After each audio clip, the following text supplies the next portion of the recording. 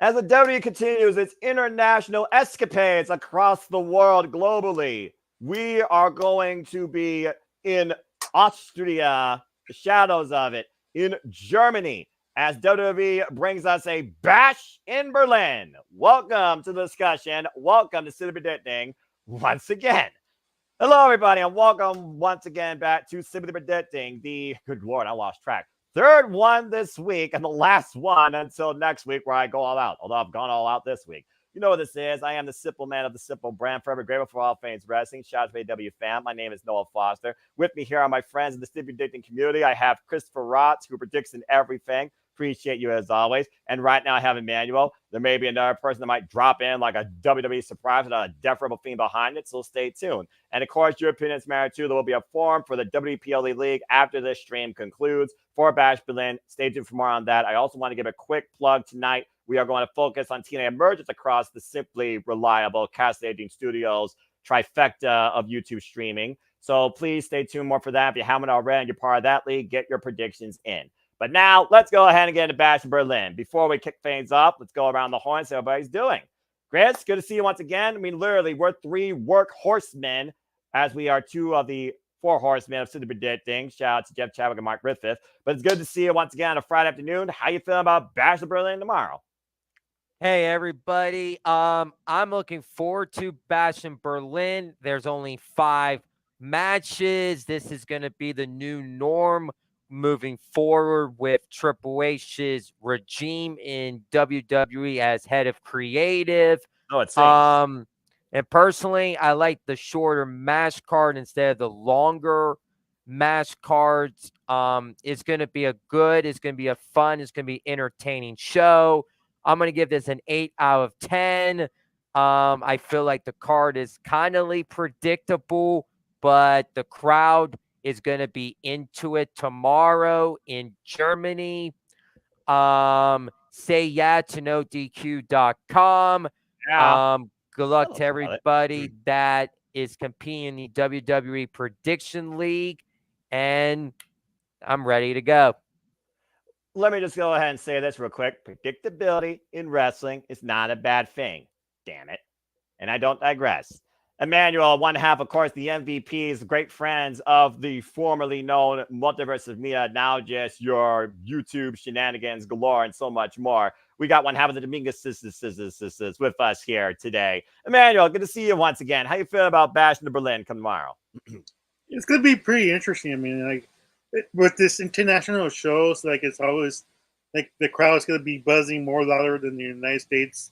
The United States had to pick it up and think about what they forgot. I mean, we got too used to wrestling and like every once in a while, and we're like, but or there's accurate. Like, but yeah, I mean, like all the matches really deserve to be on this pay per view. 5 matches, that's good enough for me. I mean, it's going to be long storytelling and see who comes up with it, and hopefully make new stars out of it.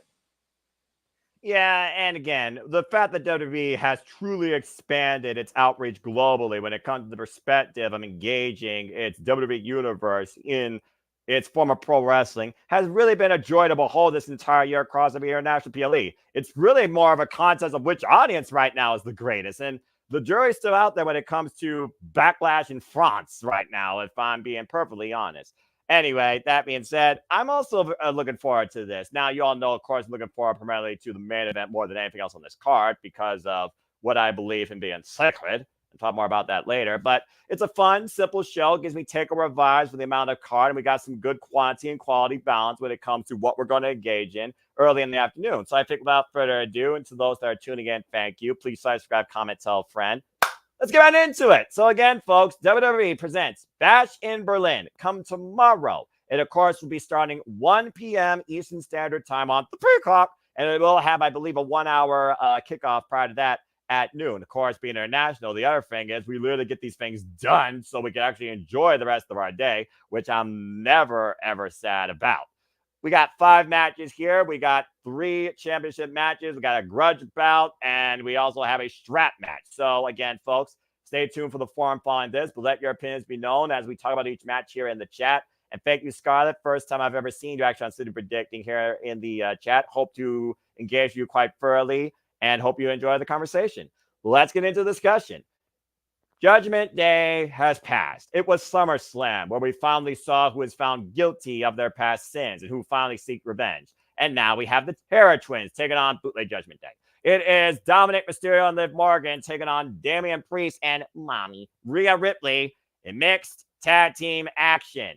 And simply put, Liv Morgan has given Dom something Rhea hasn't. 2 victories over his father, Rey Mysterio. Why Finn Balor believes that Damian Priest lost sight of what was important about the group versus the self. And now we have this new Judgment Day, and Damian Priest and Rhea Ripley ousted, seeking for revenge and seeking to end it.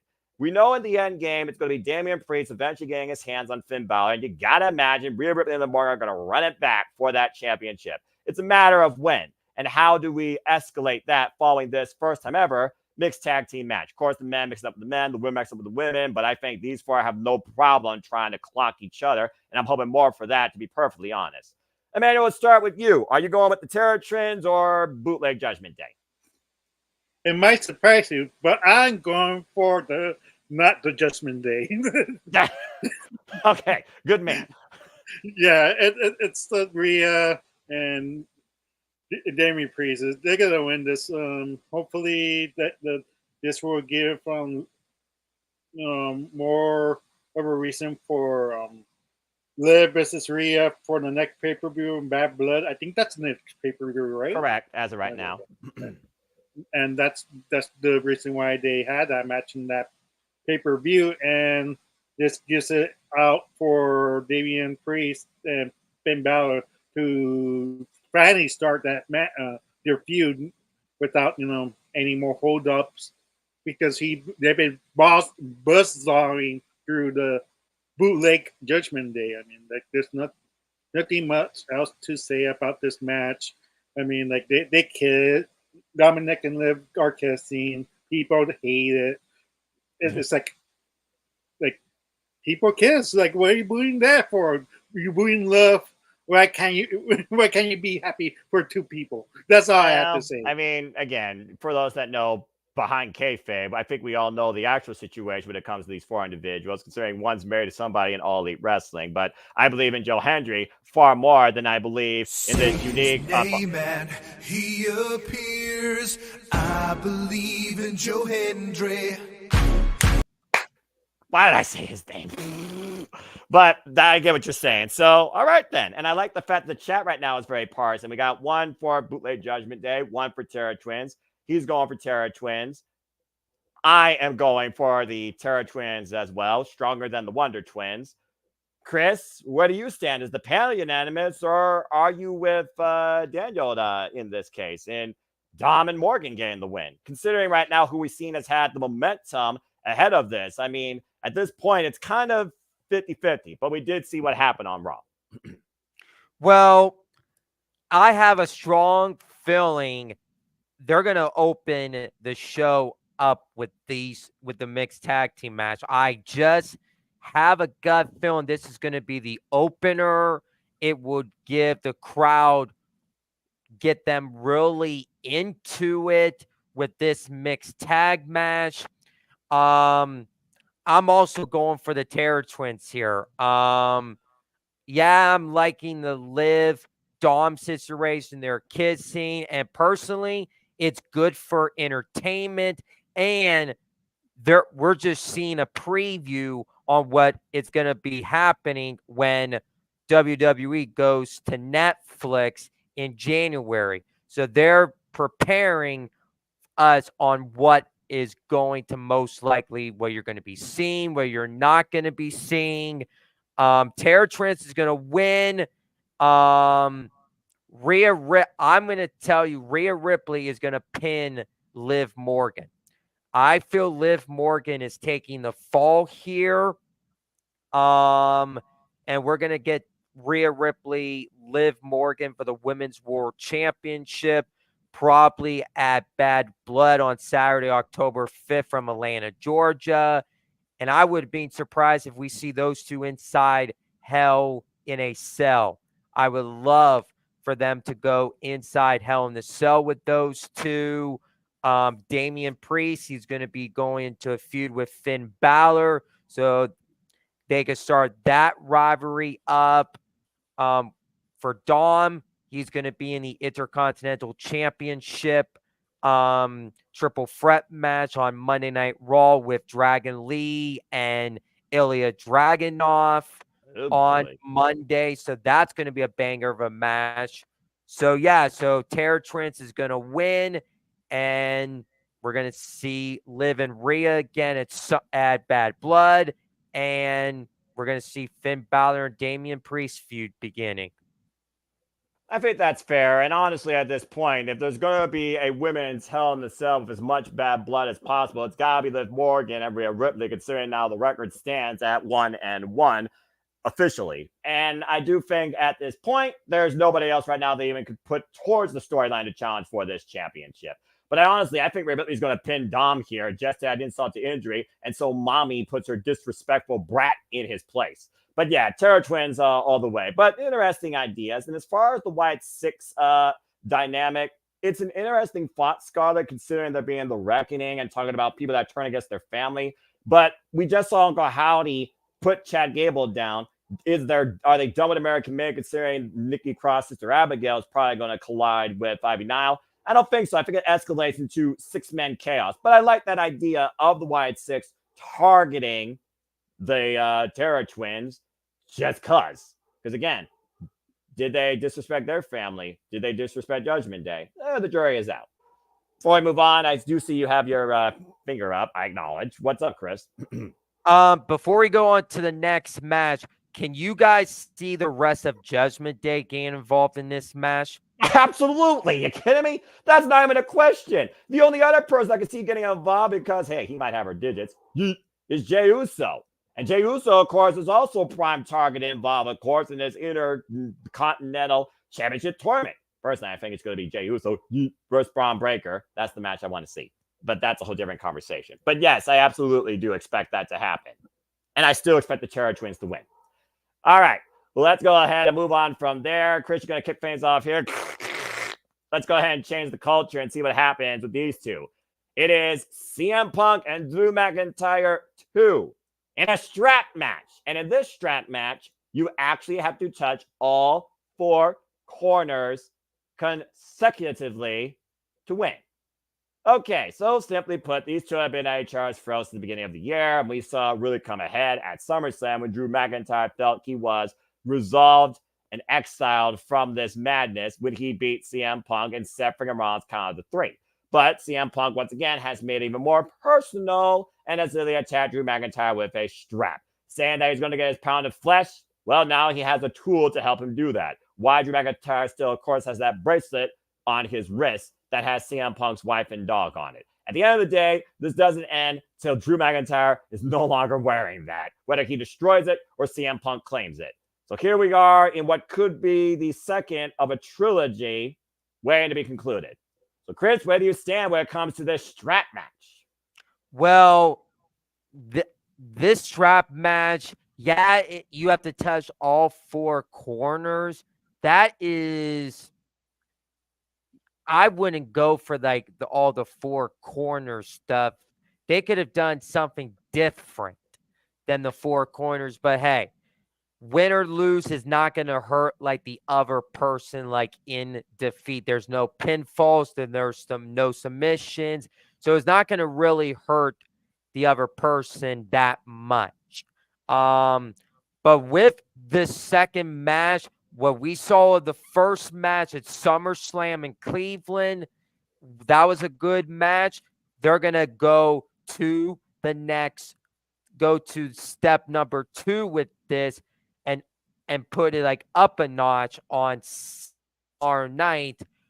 With this strap match, I got CM Punk winning this strap match, and we're going to see with Drew gain the win at SummerSlam, CM Punk gain the win at Bash in Berlin, and hey, when we get to Bad Blood, this is where the rivalry is going to end, and it's going to end in Hell in a Cell. And I'm going to tell you guys this. I feel that is going to probably be the main event of Bad Blood. CM Punk, Drew McIntyre inside Hell in a Cell. So I got CM Punk winning. I hope CM Punk gets his bracelet back. And hey, CM Punk, he's the man of Taylor Swift with all the bracelets. Taylor Swift, she has all the bracelets for the girls out there and all the Swifties. CM Punk is the man of Taylor Swift. So I got CM Punk winning, and we're going to see these two again at Bad Blood. I almost want to chastise you for bringing Taylor Swift up in this, but I'm going to hold my decorum and leave that alone. Okay, and to Daniel's point, Emmanuel, CM Punk was a strap match. I wish it could have been a dog collar match with how violent, how visceral this has gotten, but this is WWE. I honestly think that would be more poetic and more fitting, considering that's more CM Punk's specialty. But hey, who's to say you can't make a man bleed from the back of the forehead with a leather strap? Just saying. Because again, that's not so much to keep them only restrained. That is also an allowed weapon. So, Emmanuel, I actually do agree with Chris in this case. I do think CM Punk ties it up and we go one-on-one before we go to what could be the finale at Bad Blood, yet to be made official by Adam Pearce. Where do you stand in this? Yeah, basically it's going to be unanimous. I mean, like, CM Punk is going to win this match. Fortunately, like, he's going to have one, like, his, the bracelet that he had, but that pesky Drew McIntyre just steals the bracelet again. That's the reason why the House in the South finally CM Punk will keep it safe and secure for the future. But other than that, I mean, it's an interesting concept. The strap match, like Chris said, that it protects the person losing.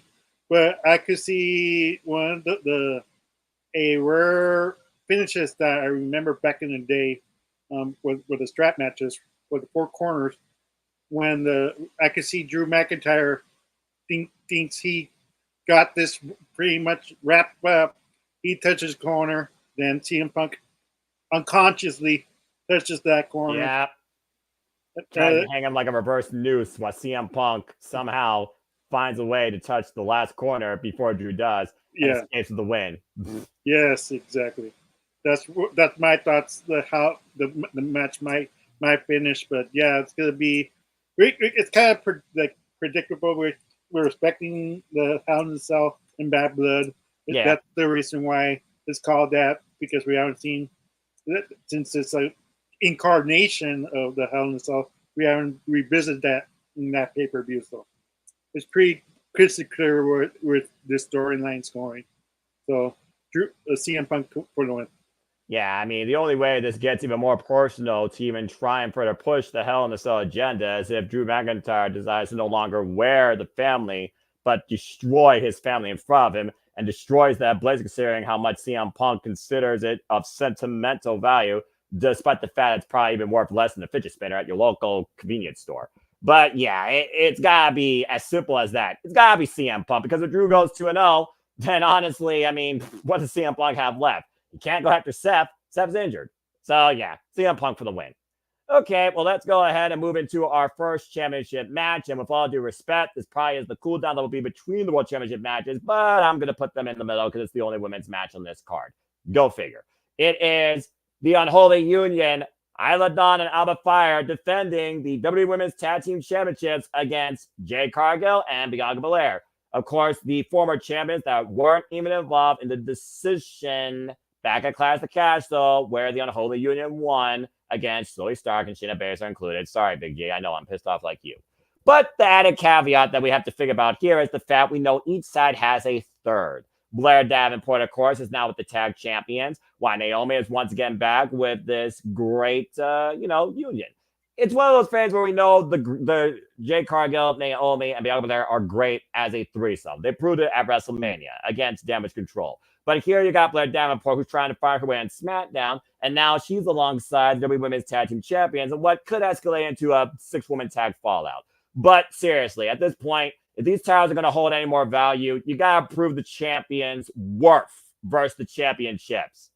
And personally, I think Isla Dawn and Alba Fire deserve their just due. I say the champs retain, and a win for Primate Blair Davenport is the reason why to escalate this further. Champions retain, it's as simple as that, but it should be a good match regardless. Keep it simple. I just wish there was more women's tag teams in WWE that made these titles even more, important to go after, considering usually all you get on Raw is one women's match and it's involving these titles. Just saying. But yeah, I definitely have the chance retaining. No, Daniel. That's a bad Daniel. That being said, Emmanuel, where do you stand in this? I mean, as much as, like at Daniel's point, like Jade and, Bianca, they really don't need this tag team titles that desperately. I mean, like right now, like it's being hot potato the tag teams. Like I want Isla Dawn and Holy Union to keep these titles. Like they need to start, making these titles valuable and feel important, because I start to get the hang of them, and I start to enjoying the tag team of the Unholy Union with Blair Davenport. Like it's been an intriguing storyline, but for me, it's for the baby faces for Bianca and Jade. I'm not feeling Jade baby face run. I feel like she's gonna might turn on Bianca, like eventually. Yeah. I'm not sure when per se, but Jay needs desperately a heel turn, in my opinion. I agree. Because it feels that she's losing momentum. She's not, really catching on as a baby face. So it's time for a change, and Jade is gonna deny the request of Bianca Belair, but Jade to later on later date, because that's how heels do. Not like, I'm not gonna take your challenge. But it is what it is. Like I'm not sure when it's going to happen, but Jade needs to turn heel.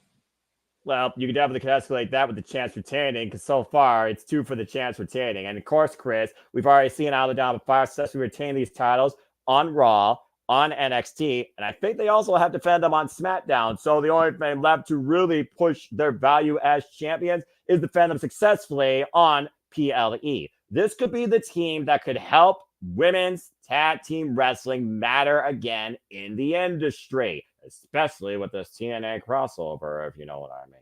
But that being said, Chris, where do you stand? Is it once again, simply put, unanimous, or are you with Daniel in this case in the chat? Well, all this week, I just been torn on this whole entire match, because it's like what I see is, we know Unholy Union, they're going to have Blair Davenport. Blair Davenport is going to be there by their side. Naomi's going to be with Bianca and Jade. And Naomi's already lost to Blair in one-on-one action. Keep that in mind. And I just have a gut feeling Bianca and not Bianca, I botched that. Naomi and Blair Davenport is going to possibly fight outside of the ring. And I just have a gut feeling Naomi might accidentally cost Bianca and Jade the women's tag team championship match here tomorrow. And then they could start, maybe Jade accidentally hits Naomi accidentally, and they could apologize afterwards, and they could tease it a little bit that Jade Cargill is going to turn heel eventually, because eventually down the road, we're going to see Bianca Belair versus Jade Cargill down the road. And I would love to see that match happen at a WrestleMania. It needs to happen at WrestleMania. But we all have to understand here, they've been putting Bianca and Jade in these lame tag team matches. And with Jade Cargill, they haven't been really developing her character as a tag team instead of being at a singles run. That's why they need to just have them split apart from each other, and Triple H could develop Jade Cargill's character as a singles run, get her started as a singles run instead of these lame tag team matches, because Bianca and Jade, they're not a long-term tag team. So that's why I feel it's going to happen. I got Unholy Union retaining the tag team champions here tomorrow night at Bash in Berlin. Good lad.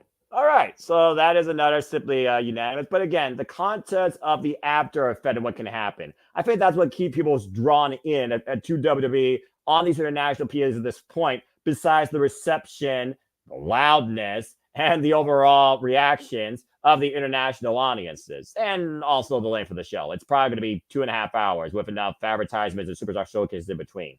God, that freaking sucks. All right. Well, that was simply put. Good job. Now let's go ahead into what could be, what's going to be. Aaron Rip, you madman, putting in a pointless bonus point. How dare you say anything is not the main event outside Gunther? Just saying.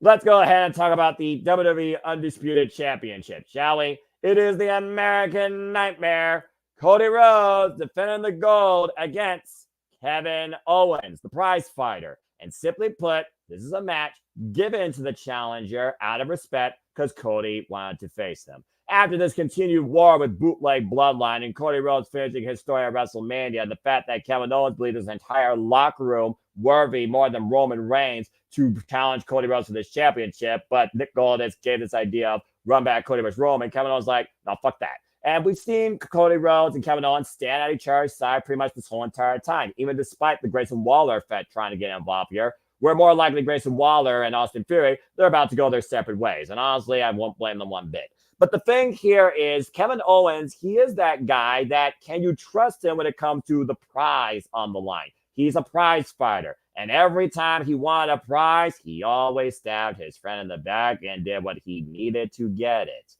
Kevin Owens is nobody to take lightly. And I think Cody Rhodes realizes that. And he's worth being called champion. Last time Kevin Owens held a freaking WWE championship was, good God almighty, I think it was literally during the draft back in 2016 when it was the Universal Champion. Put that in perspective. That's crazy. So, simply put, the result may be obvious, but I think this is going to be a great wrestling match. And I am curious if it is a dynamic with Cody Rhodes and Kevin Owens, possibly. You talk about character development. Is Kevin Owens working as a babyface against this war with Bootleg Bloodline, which finally might segue within only an internal family feud? Good for Kevin Owens to continue moving forward like that. Or maybe he takes time off after this. Who knows? Maybe Kevin Owens is due for a reset. And Cody is the face of WWE right now. There's no denying that. He's proved why he is from undesirable to undeniable to undisputed. So, simply put, I'm going to kick fans off and say that Cody's winning. But this should be a very good match, and I'm curious if someone's going to come out to confront him afterwards, some fall program. Maybe a Viper. We're still waiting to see the fallout from Legacy. Just saying. And again, what bad blood do you have against Cody in WWE? Nobody. That being said, Emmanuel, let's go ahead and turn to you on this one. What's your thoughts on this Undisputed WWE Championship match? And do you think Kevin Owens has a chance in hell of taking this championship? No. Simply put, no. I mean, no. Yeah. Until a special, no. Yeah, just no. Yeah, it's Cody.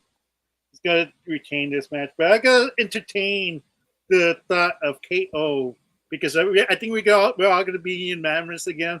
So I got to entertain and talk about the possibility of KO winning. Right. Hopefully, hopefully, I hope it doesn't happen. But can you imagine Triple H, Pellegrini, oh, how dare you! Just like that's how he won the first Undisputed Championship with KO. I get that. But it was a different era ran by. Not doing it here. Continue.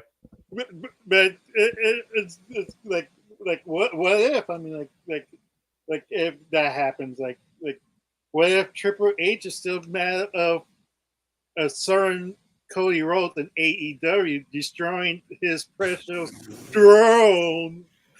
For those that are wondering, Emmanuel is sober, by the way, and I'm still 99.7% straight edge. Even I'm not going to buy into this, but continue. Budget. Why not? Entertain people. I try to chew. No, I don't drink. So good man. So this is just me talking nonsense right now. Jerry Slaughter booking. Yeah. Don't follow the new normal, folks. Yeah. Appreciate you, General. Continue. Yeah. So, but yeah, I mean, like KO needs to be heel. I mean, like he needs like the baby face run has to run its course, sadly, because he's no longer with Sammy. Like he's on his own, and like what else is he supposed to do as a babyface? He has basically done it all. Like the you mean the bloodline? Like you can't push him back to that. Like it's kind of dead to the water. I mean, what else can you do with the poor guy? So you have to turn him heel, and somehow, some way, he finds a way to cheat, low blow Cody, maybe does something to KO Cody. I mean, like, because Cody's run is kind of also run his course. I get it's going to be Randy Orton versus Cody Rhodes in WrestleMania 41 and Las Vegas, which is going to be an amazing match. I can't wait for that when as in the audience live. But to be honest, like Cody's run has been boring because like it's been sabotaged with either A, with the Bloodline storyline, or B, with the Judgment Day bootleg storyline. So like it feels the Cody's run feels like third story to the fellow type of. I'll leave this up here just so people are what. So that's all I can say. Like as much as I want for KO to win the title again, but I don't see it. Fair put. All right. Well, I appreciate the exploited booking, but Chris, you and I witnessed SummerSlam live when the OTC, and we acknowledged his return to Rival, confronted the man that still wears, of course, that tradition, that honor of head of the table. And of course, we know that fallout's going to surpass Blind Pride Gold Survivor Series War Games. And that being said, we haven't seen Sami Zayn since he lost the Intercontinental Championship. And Kevin Owens, maybe he actually takes some time off and you reset both Sami Zayn and Kevin Owens. But personally, for me, I've always preferred Kevin Owens to be, even just because of his theme, a badass heel, breaking everybody inside to get what he wants, and that is the richest prize. When he freaking powerbombed and sent Ezekiel to the hospital, I was like, yes, you finally are back. And then we got stuck into Bloodline Civil War nonsense for about a year and a half. And I feel like at this point, he finally finished that story. So where does Kevin Owens go from here? Is he humble in defeat? It's just one of those things right now where Kevin Owens has no direction, but we do know what the result's going to be. So, Chris, go ahead and elaborate a little bit on what you think is ahead following this, considering Cody's winning. Well, it's got to be Cody. Yeah, it's got to be Cody. I'm about to say, I would have done that with Memphis here, but thank you. It's going to be Cody. I don't have Cody today. Sorry. I got Cody Rhodes retaining, and personally, babyface Kevin Owens is not working for me. It is not working for me at all. Yeah, Kevin Owens is good. He's good on the mic. He's good as a wrestler, but he needs to go back and being the real prize fighter, going to be a heel again. And I'm going to tell you, yeah, I've been noticing Kevin Owens is going to kind of hesitate on going for that pop-up power bomb outside of the ring. On the apron, like he did to Sami Zayn. I see what you're doing. On the apron, I just feel he's going to be hesitant, and that is going to cost him in defeat. And personally, what I saw last Friday on SmackDown in the video package, what A-Town Down Under did, Kevin Owens betrayed Sami Zayn not once but twice. Then he betrayed Chris Jericho. I am shocked that they show Chris Jericho on a WWE TV. Hi guys. Hi guys.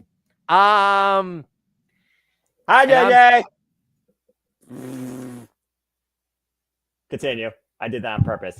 Hi, loading screen. Oh, There we go. Hey, Hey JJ. say his name and he appears. Yeah. But I'm gonna give it to Let you. me- Chris is dead. Go ahead, Chris. let me continue what I gotta say. So yeah, Cody's ahead, gonna retain here. Kevin's gonna go back being a heel, and I just feel like this is similar to what we saw with Cody and AJ Styles at Backlash in France. Cody and AJ, they were buddies, and then at Clash of the Castle for their build, AJ went into that heel dynamic, and it's gonna be the same thing. Kevin's gonna turn heel, and we're gonna see this rematch with Cody and Kevin Owens at Bad Blood. And I know what Emmanuel said about the Cody Randy Orton feud for the undisputed WWE Championship at WrestleMania. I don't see it happening at WrestleMania. Because I do feel in a way Cody and Randy Orton, they're gonna have their feud down the road. It could be for the championship. It could happen after Bad Blood, maybe Crown Jewel or something like that on November 2nd. But I do feel Cody Rhodes is going to keep that undisputed WWE Championship all the way to WrestleMania, and at WrestleMania, the American Nightmare is going to meet the final boss in WWE, The Rock, at WrestleMania for the undisputed WWE Championship, and that's possibly might be a WrestleMania Sunday main event. Cody Rhodes and The Rock. So right now, for right now, Bash in Berlin, Cody's retaining.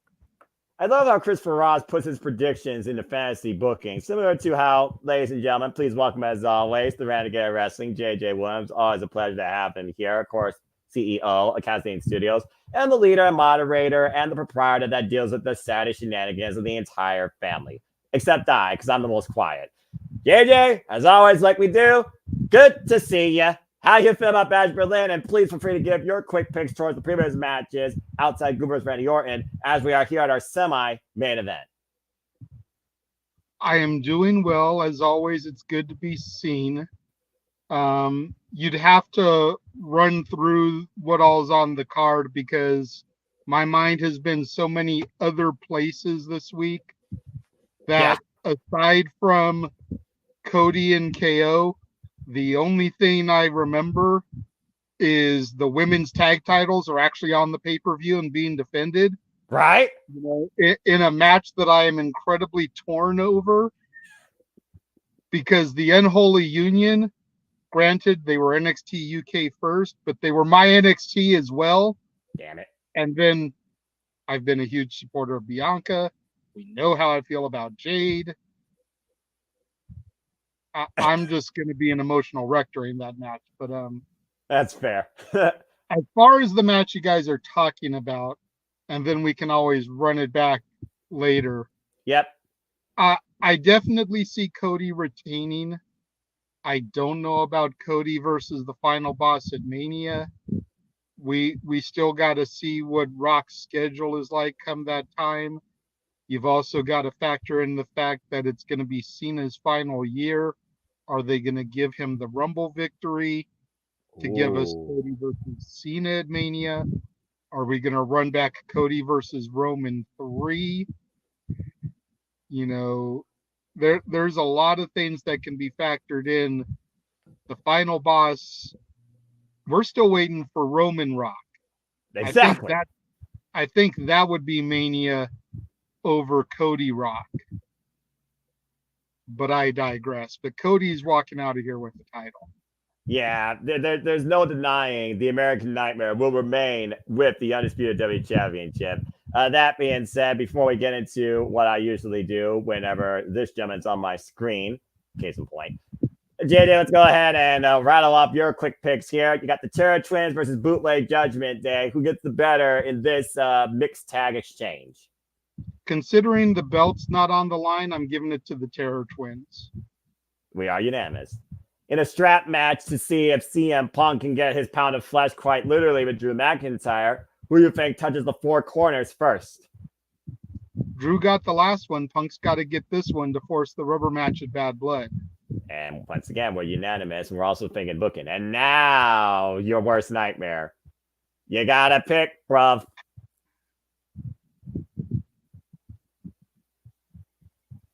I was thinking about this as I was driving over to the school to pick the kids up. That's where I am right now. I'm waiting for the kids to get out of school in 30 minutes. What was said amongst the group as far as Blair Davenport possibly being ringside? Davenport and Naomi having a Donnybrook on the outside of the ring that could cause a distraction that allows the champions to retain, mostly. As sad as it is to say, as much as I want Bianca and Jade to win, I do think the champs are going to retain. I think the champs are going to retain because Naomi turns heel. Oh, we didn't go that far, but I like that. Think about it for a second. Naomi was involved with the Big Three at WrestleMania, and up until recently has been largely forgotten. It's been all about Bianca and Jade. Yep. I think that might be, and pretty much ever since Trin returned as Naomi, she's been on a losing streak. I think she's had enough. I think she may turn heel on them, not necessarily align with the Unholy Union because they don't need her, but just to force a program going down the road here, heading into Bad Blood. You can have Naomi versus Jade. You can have Naomi versus Bianca. You can run quite a few things. You can set up for Survivor Series down the road, having Naomi on the Unholy Union side of things, while Bianca and Jade have to look for people to align with them. You could potentially have like the Unholy Union trio, Naomi and Liv versus Bianca, Jade, Rhea, and insert two other people. Well, that definitely puts brand supremacy to the side and literally turns Survivor Series into war games come to life. I like that, though. That's kind of an interesting idea, honestly. The women that feel like they're the ones that need to be the head honchos, the one you talk about, you show the most respect to, versus the ones that have basically laid the groundwork and have been the EST, brought the brutality, been the faces, the focal points, and the more popular and favorite among the fans. I like that a lot. And we've been talking about the fact Naomi's lost now to Tiffany Stratton. She's lost most recently to Blair Davenport. So it just feels like Naomi to me is the crutch that could literally make this all fall apart when it comes to the champions losing. And I might add, like I was talking about the prestige and the importance of these tag titles and the Unholy Union, they've won on Raw, they won on SmackDown, they won on NXT. The only thing left to do to really define them as the team to lead women's tag team wrestling forward is to win on PLE. Yep. Case in point. Well, that's JJ. I love that extra take, by the way. But all right, guys, we had a lot of fun. We had a nice fantasy booking for what is going to be the semi-main. Aaron, you're crazy. But that being said, let's go ahead and get right into it. Let's go ahead and talk about, and he will be leading off once I do my thing, our main event, because ladies and gentlemen, I demand all your gratitude for your World Heavyweight Champion, the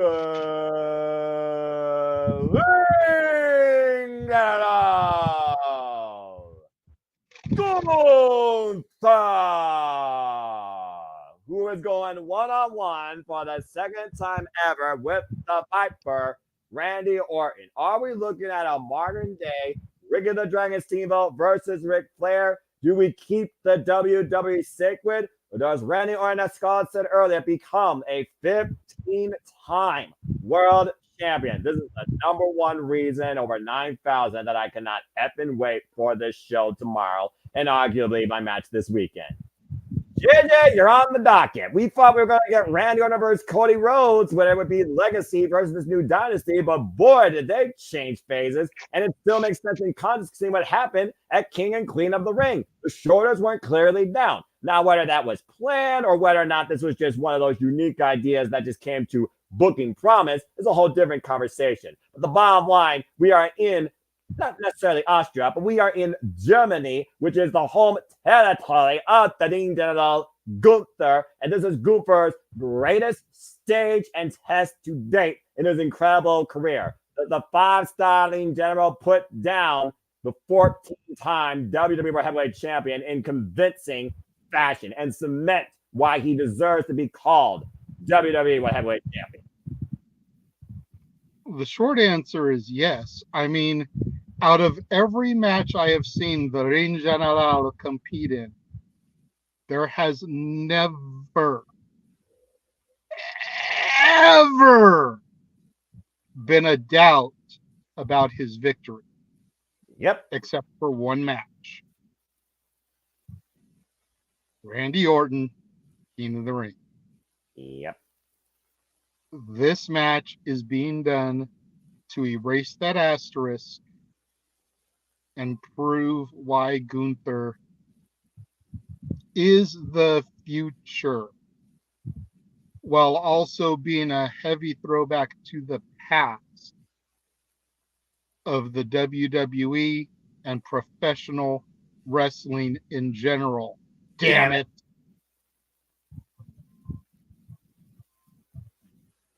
Well said. And Daniel also agrees. And you know damn right I'm going to agree. Ring comp for life. And this right here shouldn't even be a question. He better be. I'm going to boycott WWE. And you can break that to the grave. That being said, let's go to Chris next. Chris, your thoughts on this match. Again, Gunther's first test as World Heavyweight Champion and his second encounter with the Viper. Why Randy Orton says, I am going to RKO you out of nowhere, and you're going to see it. But it doesn't take only one RKO to put down the Ring General.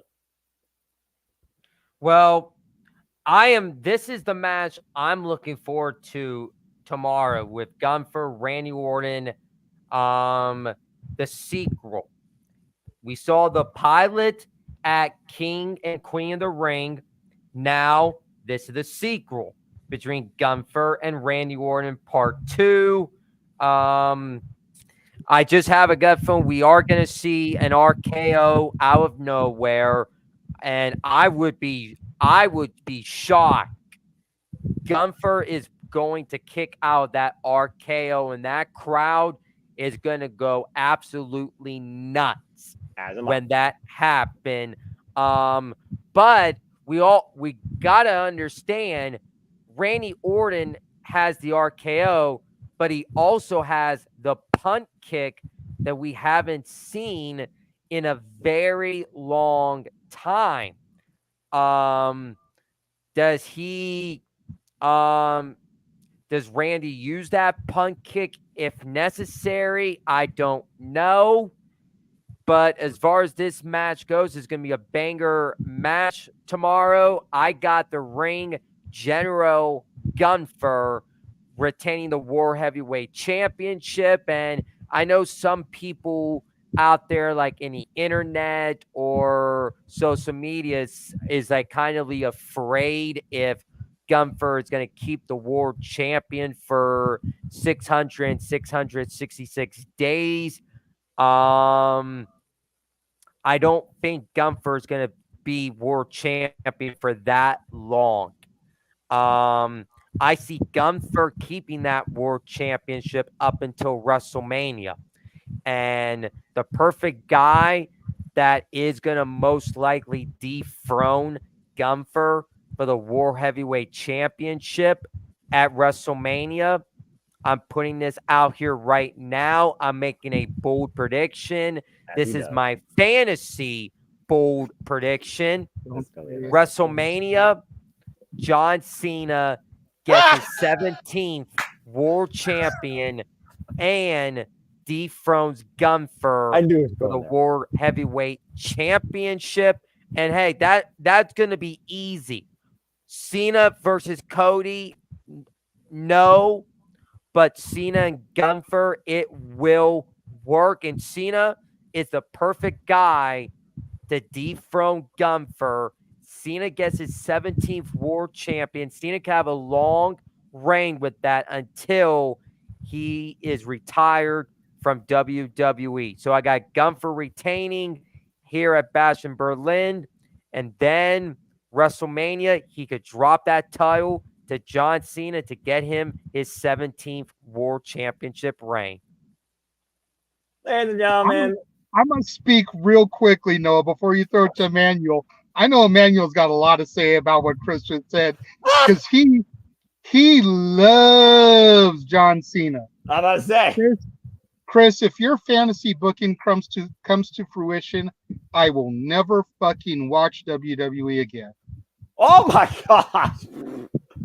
Okay. Well then.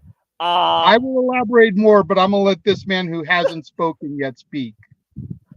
Yeah, and before we really talk about what we want, got to give the people what they want.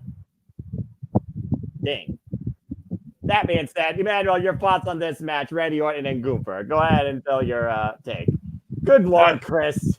Yeah, just Gunther for the win. I'm not to explain more than that, but Chris, please know, because we've been building WWE, the future.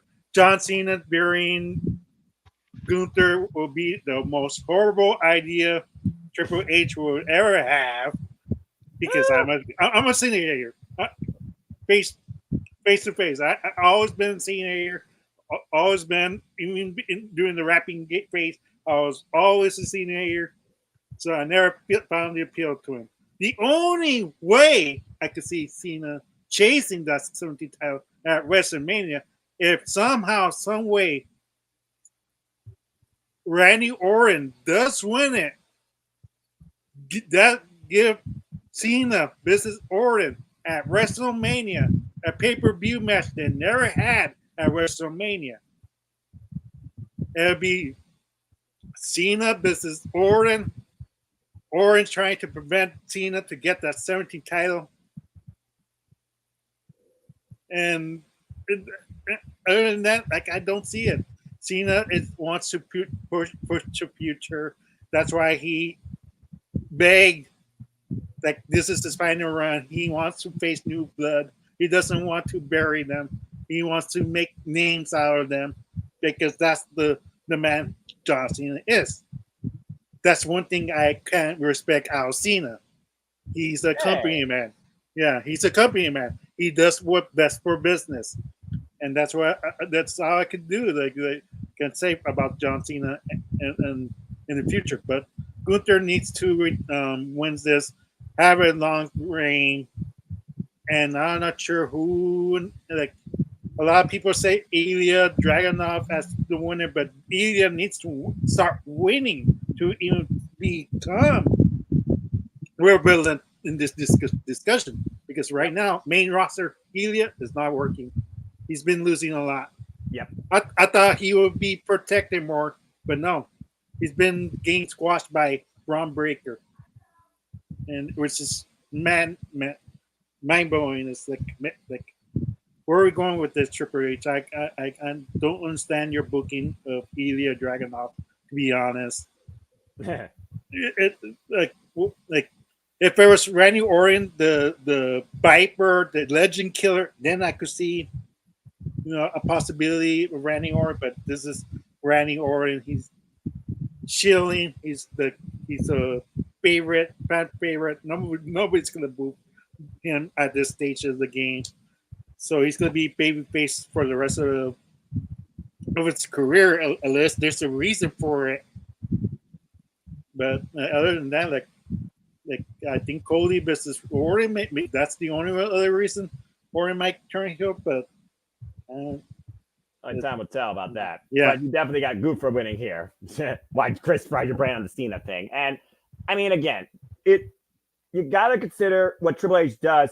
He slow burns. He doesn't feed things straight into the fire. And if you're going to demonstrate what the Dragon truly is, you got to show people when he's at his most vulnerable where he becomes Umba Singh Bar. He showed that initially against Braun Breaker, then Braun broke him. Now, how does Leela bounce back from here? We have to wait and see. Same thing with Lyra Valkyria. Lyra Valkyria was soaring high until Nia sat on her and nearly crushed her in life.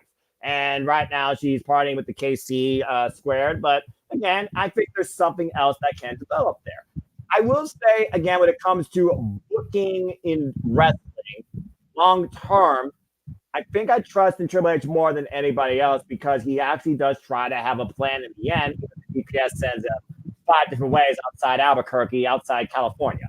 But I think that Gunther and Dragunov is the program people want to see. It's a matter of how you get there and when you do it because it is special. And I know WrestleMania 41, people are already putting it out there. Is that too soon? Maybe. We'll have to see what happens during Rumble season. But let's not try and fantasy book out the rest of 2024 because nobody's changing with CW, with Netflix, and SmackDown USA. Let's just get through tomorrow and simply put and say Gunther beats the Viper and further cements himself in his wrestling legacy. Just saying. That being said, I mean, again, Randy Orton is that guy, though, that is as traditional as it gets in this era of WWE, which is good for a balance against Gunther, who, like Day said, perfect foot, by the way, my friend, he's throwback. Gunther is a throwback to traditional roots of wrestling, and it has carried him his entire career. And honestly, the best showcase he's had in WWE ever, thanks to Triple H. But at this point, we are here for Gunther to get what he just deserves in front of his wife and his family, in front of his country. And that is the ultimate entrance and the ultimate victory, starting his reign as World Heavyweight Champion. Gunther retains. And just like Walter said, it's time to be booked better, and he can win the Rumble against the Gunther. All right, well, I think that was pretty short, sweet, and simple. Before we yes, Emmanuel? How about to tell Chris, like, one quick note. Are you saying that Austin Theory can beat Gunther in a match? Austin Theory, who beat John Cena on a WrestleMania 39. Are you saying face to face that Austin Theory can beat Gunther on a match?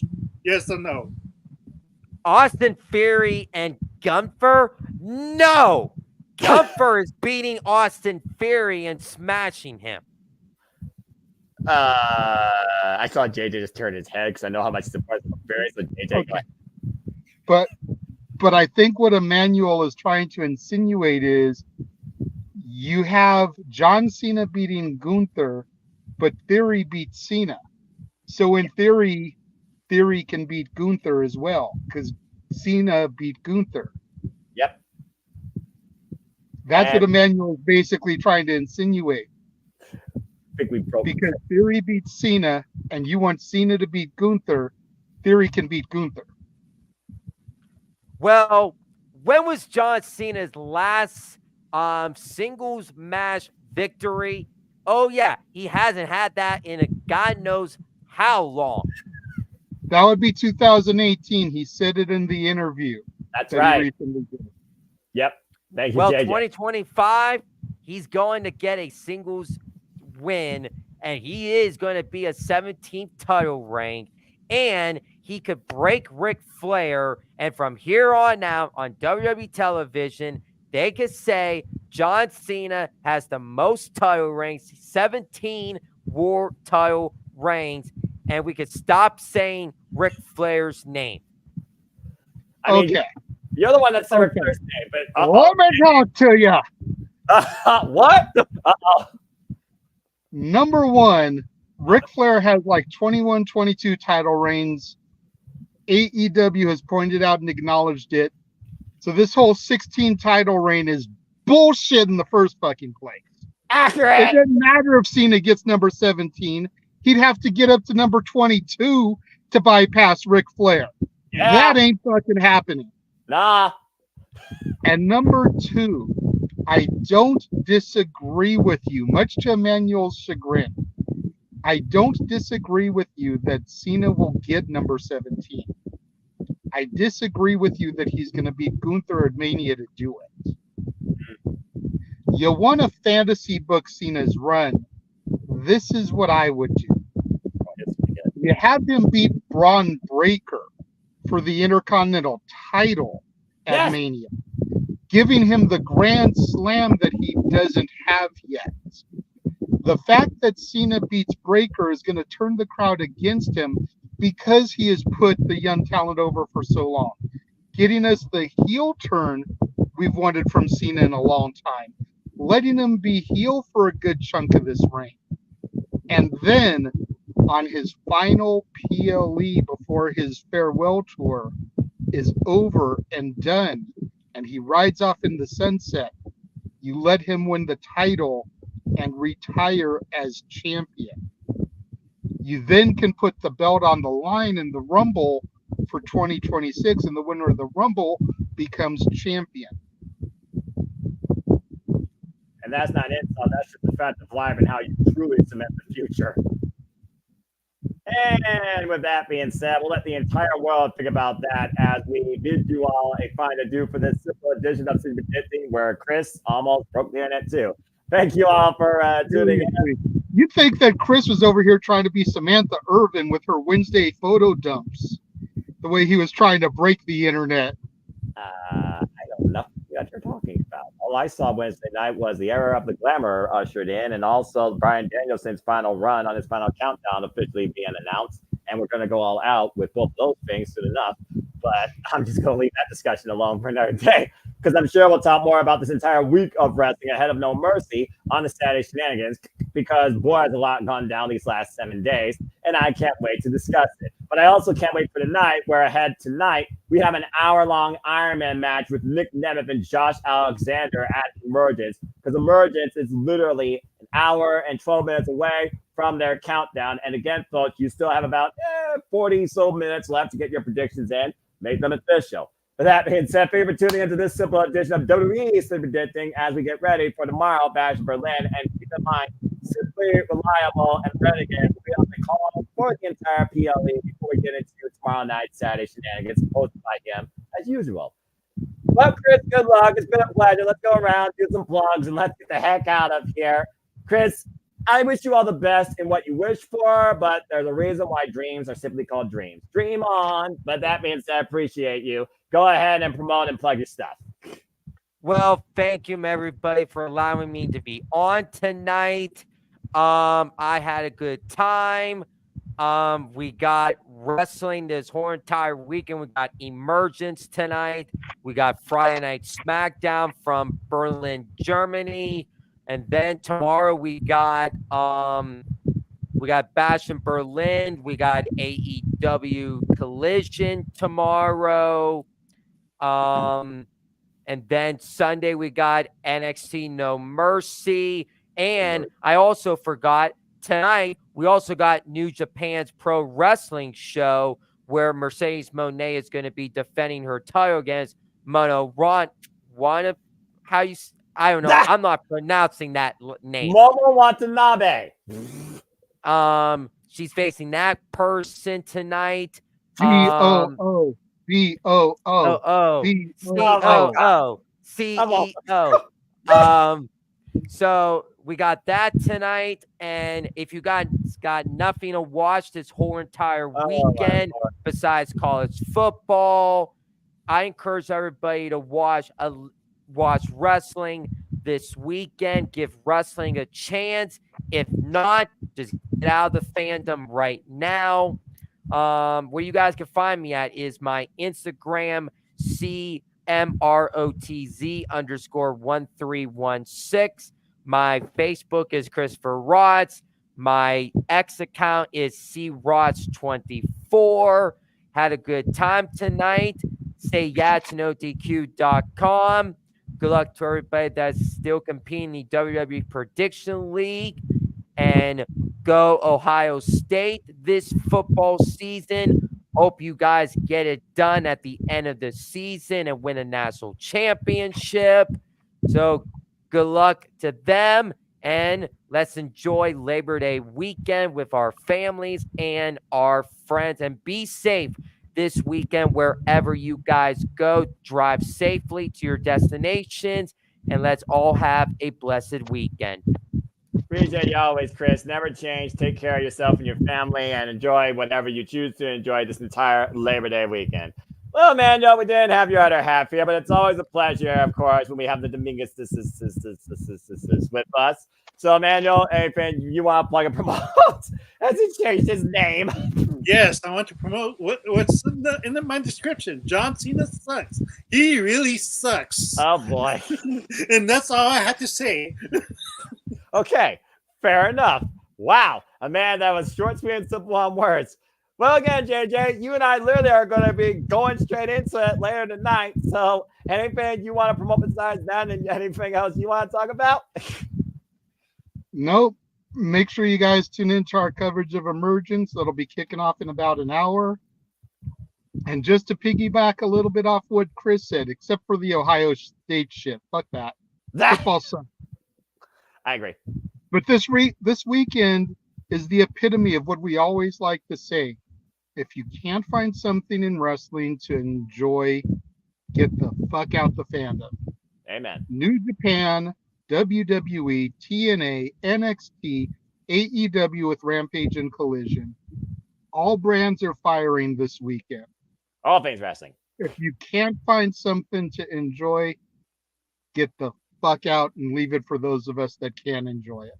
Because I'll tell you And one aren't thing. so tribalistic that we have to pledge allegiance to one color flag and we can't enjoy professional wrestling as a whole.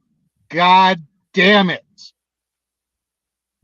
Oh, my brother, testify. We are ATW.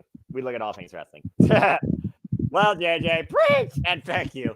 And again, folks, thank you for tuning in. What are you looking for this weekend? What are your predictions for Bash Berlin? Again, the floor will be live later on my social media. It'll be in the comments down below of each of these streams and videos. Be on my YouTube channel. And, of course, I'll also put it out after Emergence as a reminder for, of course, the Sleepy Virginia community and Team No DQ. So, yeah, No DQ. Yeah, like Aaron Riff, who's also an unbiased man. But he definitely focuses on more than one thing versus the other, as we do look at all things for the love of wrestling. And, of course, you can stay tuned for more on that, particularly from the Renegade, when that comes back September 2nd. We'll talk more about that later, but I thought I'd get you plug in. Again, follow this gentleman, not only when we do our stuff tonight, follow him going forward on these social medias. You saw him in the chat. He'll also be on the call tonight. Follow Mr. Reliable, Walter Cruz. And if you wish to engage with me, it's simple. Follow me at mfoster1916. For I am nothing more but a simple man who literally covers and commentates and reacts and talks about truly all things about this business, because I am a lifelong fan of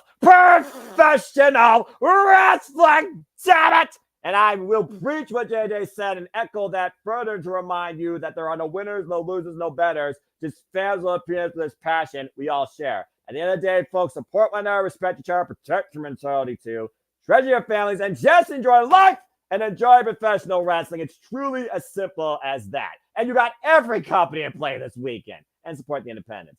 But that being said, thank you so much for tuning in as we take a short break, and we'll see you in about an hour for Emergence. Please like, subscribe, comment, tell a friend, hit the bell so it goes live and on any of the YouTube channels here. Hit the subscribe button. I show you our passion, our coverage, our content, our creativity, our drive for this is not letting up anytime soon. Again, tonight we have Emergence, Ultimate X decides the X Division Championship. These two go to war in a 60-minute Iron Man match, and so much more. We'll go to Bash Berlin tomorrow to see how Gunther kills a legend killer. And of course, Sunday, we have NXT, where there will be no mercy. Chase U defends the tag team championships. Of course, we have NXT NA finally coming ahead with Wesley and Zachary Wentz, the former Rascals. And we will see once and for all if we will say his name.